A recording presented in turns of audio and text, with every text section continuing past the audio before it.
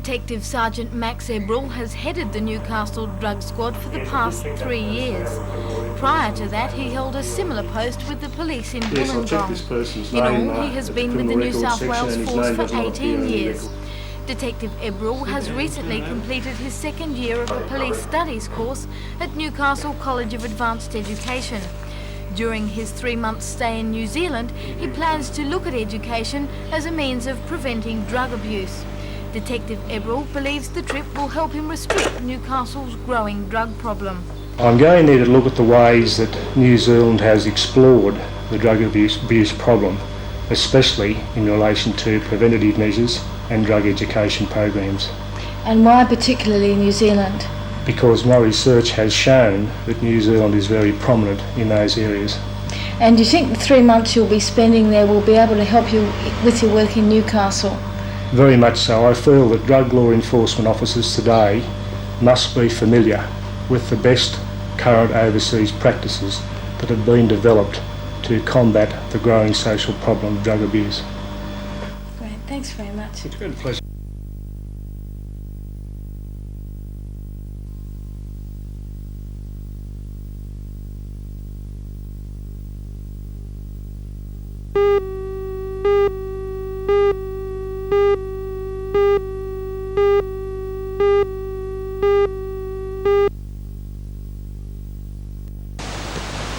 Those students have accepted an invitation to take part in the orientation camp, which is being held at Crangan Bay on Lake Macquarie. Yesterday they spent their first day together at the campsite after taking part in a scavenger hunt and a champagne breakfast on the CAE campus. The first day was spent quietly. It was a chance for the students to settle in and get to know each other.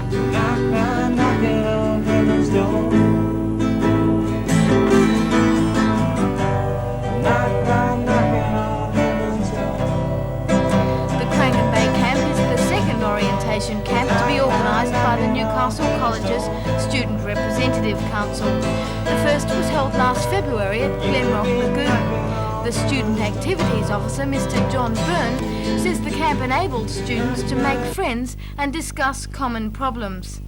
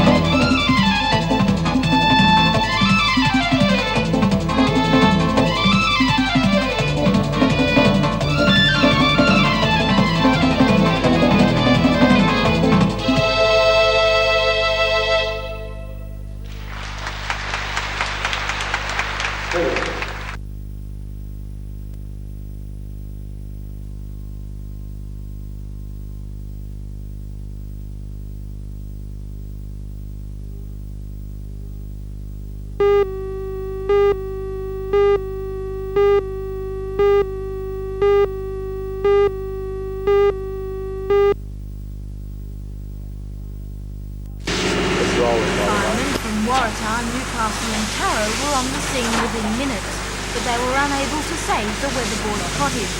It took the firemen 15 minutes to extinguish the flames, and by that time all that was left was charred timber and roofing iron.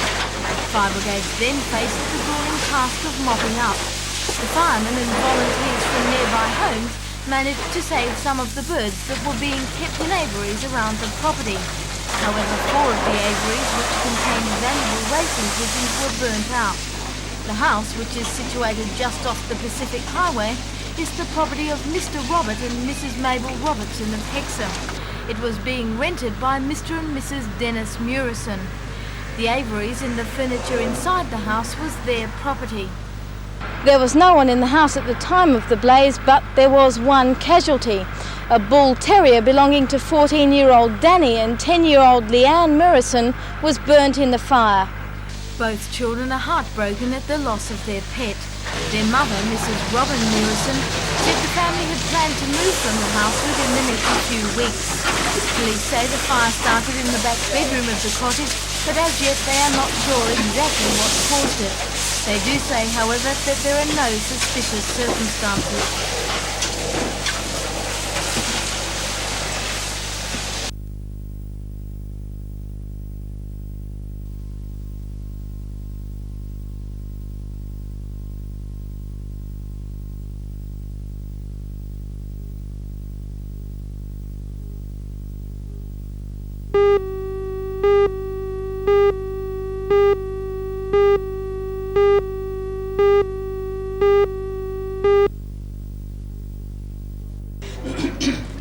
This is the first permanent Newcastle office of the Australian Retired Persons Association. It was officially opened by the association's national president, Mr. Gilmore. The Newcastle office, which is the first to be opened up outside a capital city, is located in the T&G building in Hunter Street. The association was formed in Victoria more than 10 years ago. Since then it has grown and is now operating all over Australia. The new office in Newcastle will enable local officials to expand their services, which are proving very valuable to the community. The Retired Persons Association aims at helping people maximise their income and make constructive use of their spare time. In Newcastle, the organisation provides activity groups and regular evening functions with guest speakers.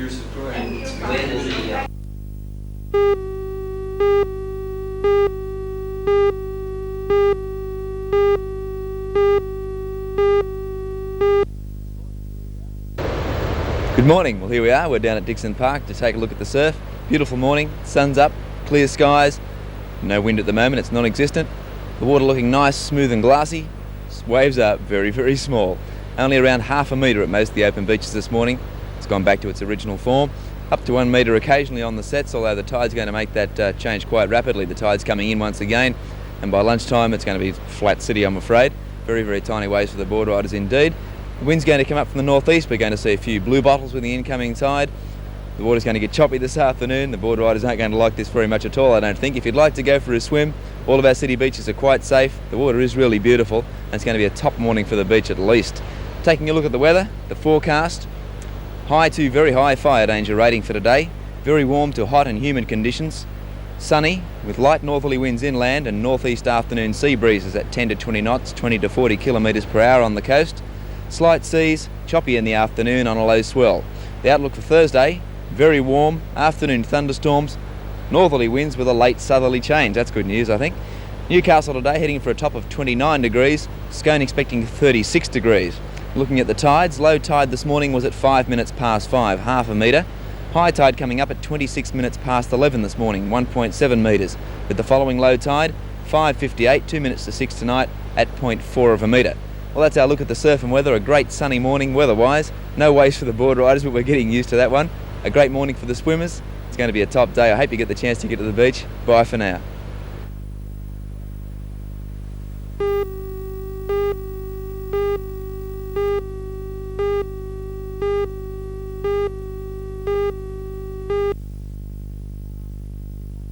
Yesterday afternoon, the Maitland Showground was a hive of activity. Busy workers could be seen everywhere, setting up the rides and sideshows in readiness for today's opening.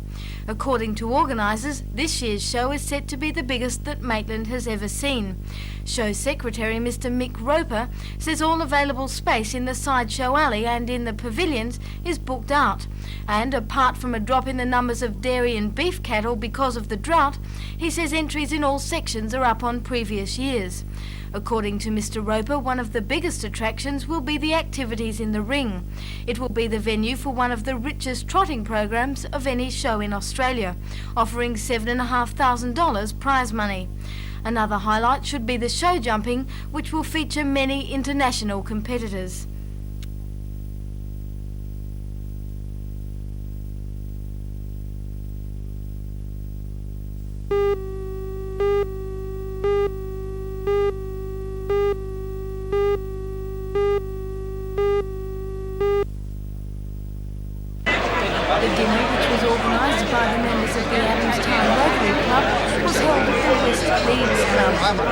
most of the people there, the meal was not ordinary. It was a rare opportunity to dine with some of the country's greatest sports people. More than 30 Australian and Olympic champions were present, many of them from the Hunter region. Special guests for the evening were swimming superstar Tracy Wickham and Parramatta football heroes Peter Sterling and Brett Kenny. All proceeds from the night will go to the Olympic Fund and will help the Australian team during next year's Games in Los Angeles. Organisers hope the dinner will raise more than $10,000.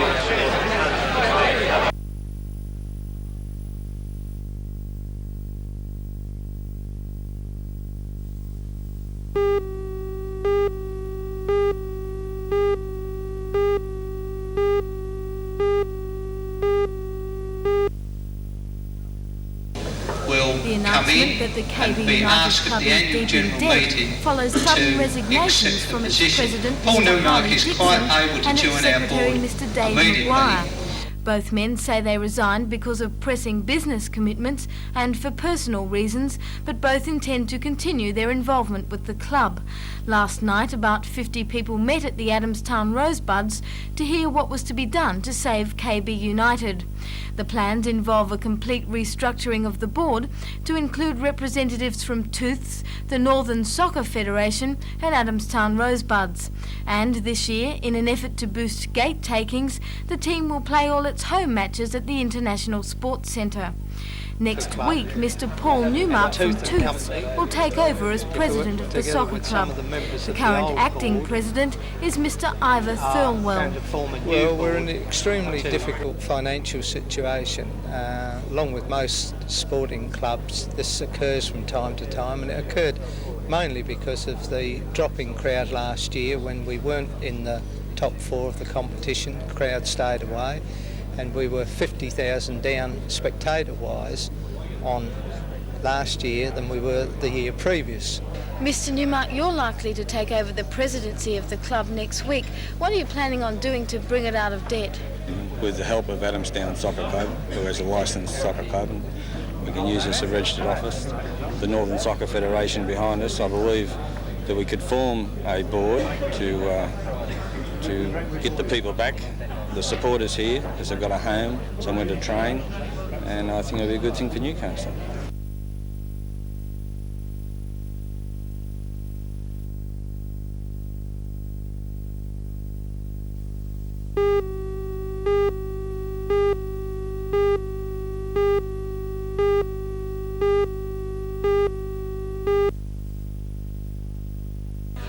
There's always a festive atmosphere in the DeVita Street Theatre, New Lambton, after Newcastle Repertory Club opens one of its plays. And of course there was no exception after the first performance of The Innocents, which is Newcastle Rep's first play for 1983.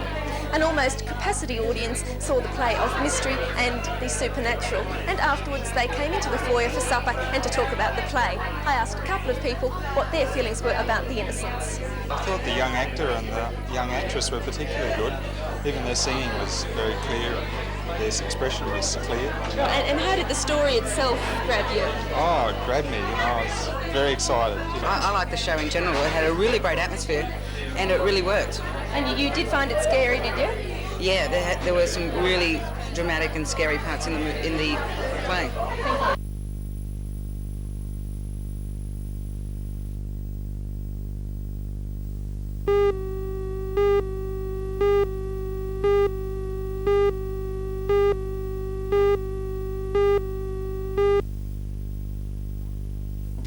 This map shows where the proposed roadway would go. The road, if built, would cut through bushland backing onto Kirkdale Drive, Grayson Avenue, Vista Parade and Princeton Avenue. The residents of those roads say any destruction of that bushland would ruin their lifestyles. The people of Princeton Avenue say they already have a main road going past their front doors and they don't see why they should have to put up with another one out the back. The protesters say they won't be the only ones to suffer if the proposed road is built. They say the reserve is the habitat of a large variety of birds and many small animals. As well as being used for a playground by local children, the reserve is used for a nature study by the students of St James Catholic School. Last night's protest meeting, called by the residents of Princeton Avenue, brought an overwhelming response. In fact, there wasn't enough room inside the Katara South Sports Club to accommodate the 400-strong crowd. The meeting was chaired by Newcastle's Deputy Lord Mayor, Alderman Don Geddes. Alderman Hughes from the Lake Macquarie Council assured many of the protesters when he said the road was still only a twinkle in someone's eye and was unlikely to eventuate. Despite the fact that there were some people at the meeting in favour of the road, the crowd voted overwhelmingly to oppose it. The opposers intend to get the portion of the bushland owned by Lake Macquarie officially declared reserve. They also resolved to get together to do something about their area's traffic problems. The driving force behind last night's meeting was Mr. Bernie Rabbit from Adamstown Heights. Not everyone in the total area, though, does oppose the road. I think that should be fairly stated. Some people have voiced the opinion to us that their problems will be relieved at our expense, and that's not a bad thing. We don't propose to fight with those people, though. I would rather have a community effort to solve all the traffic problems of this area.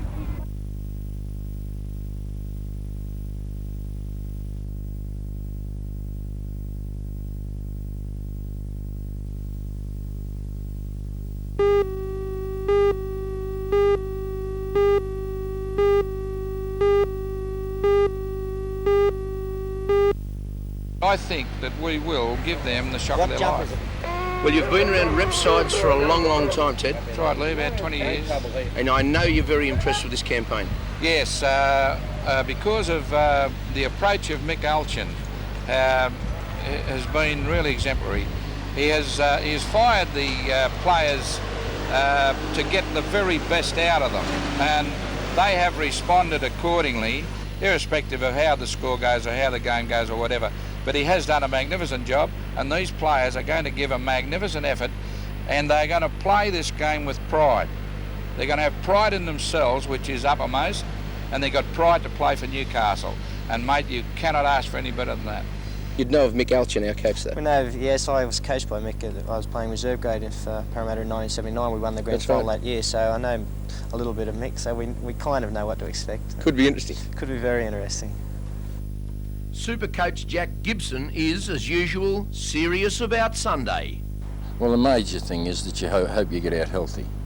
You know, that's the major thing, and the other thing is probably to win, because even though this is an important game, there's not 2 points attached to it, but a tremendous amount of prestige involved. And each senior players, you know, well, they've got to play like unknowns each week to prove themselves.